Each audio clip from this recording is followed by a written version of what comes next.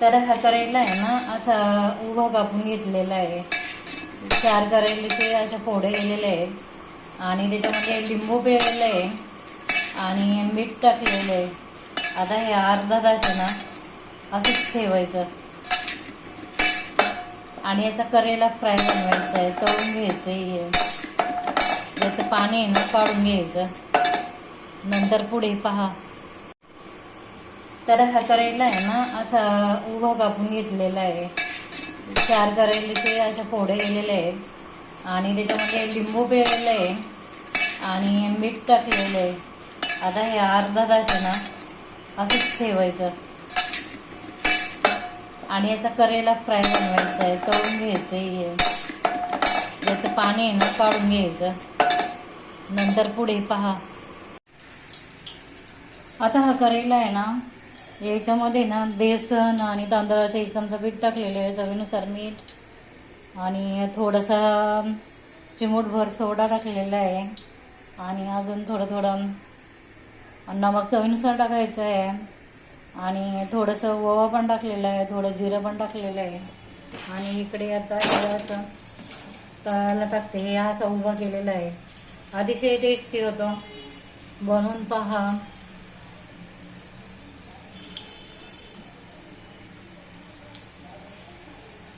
लिंबू पिळलेलं आहे आणि एकदम कडक होऊन द्यायचा आहे तो आता.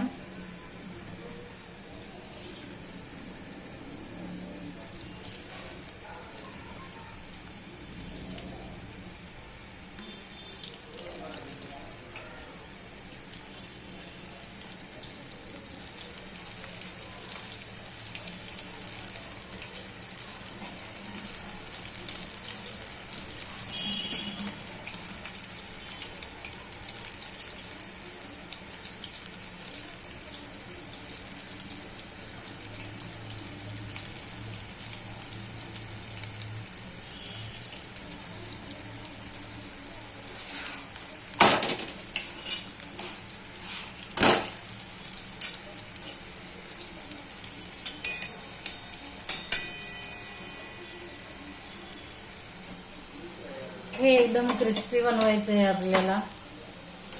हे पहा, क्रिस्पी झालं पाहिजे एकदम आणि छान लागतं. कडू चव अजिबात नाही ते करेलेला.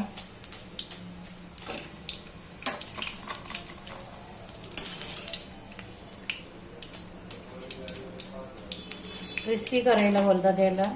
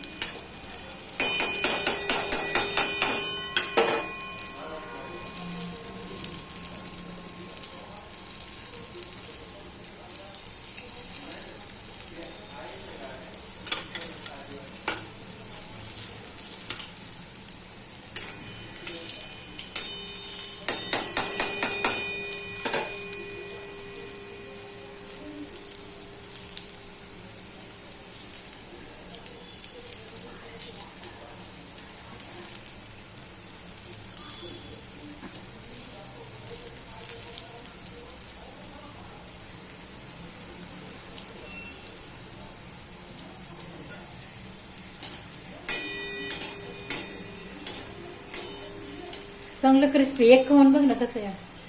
ओ